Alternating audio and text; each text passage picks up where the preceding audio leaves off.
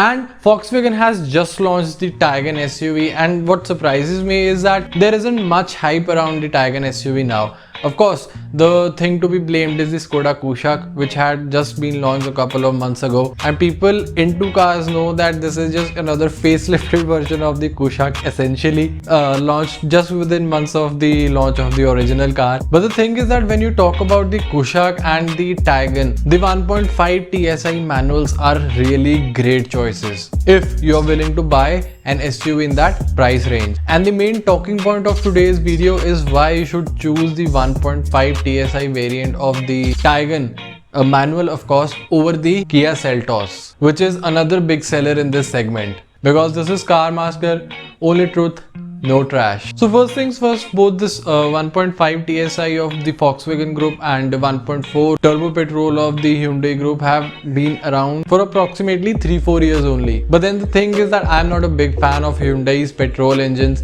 because when they age, they give you a lot of problems. They do run, but they require a lot of money to be thrown into them to keep them running. And on contrary, Volkswagen Group has hits and misses with its engines. Some engines turn out to be absolutely reliable and rock solid, and some engines turn out to be absolute lemons. But the thing is that this 1.5 TSI Evo engine of the Volkswagen Group, this is amongst the most reliable turbo petrol engines in the market right now.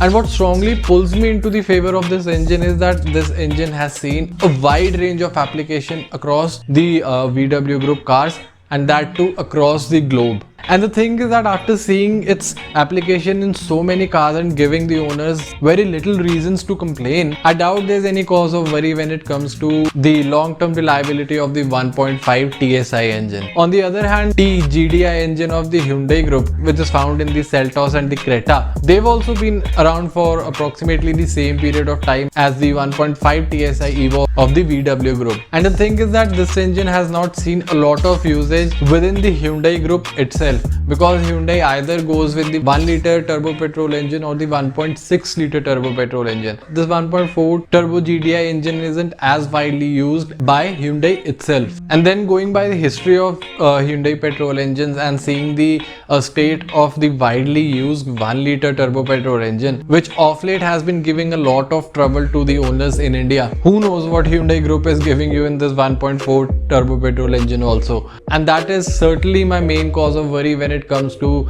the long-term reliability of the 1.4 turbo petrol engines of the Hyundai Group. The other thing is that 1.5 TSI is an absolute gem of an engine. It's a good responsive engine. It's got a lot of power to offer you. It's a bigger capacity engine, and mind you, there is no replacement for displacement. So these are, kind of enough reasons to choose the 1.5 TSI engine over the 1.4 turbo petrol engine of Hyundai. Of course, one thing is certain, you should definitely get the cylinder deactivation system of the Volkswagen engine removed as soon as possible. Why? You can check it out by clicking the I button. But apart from cylinder deactivation, there is nothing much to fault in this 1.5 TSI Evo engine. And given a choice, I will definitely choose Volkswagen over the Hyundai any day and every day. But one thing is certain, my personal pick in this segment will be Nissan Kicks. Now of course, many people will be surprised that how come one is even considering the Nissan Kicks. But the thing is that the turbo petrol of Nissan Kicks is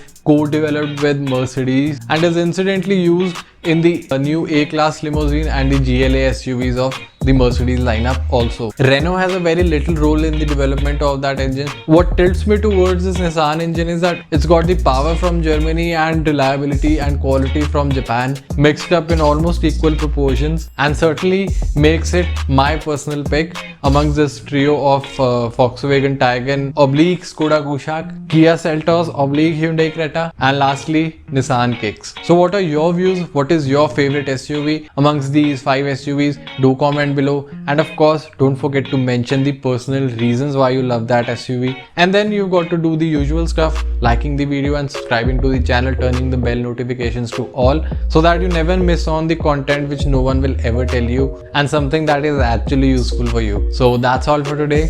See you again.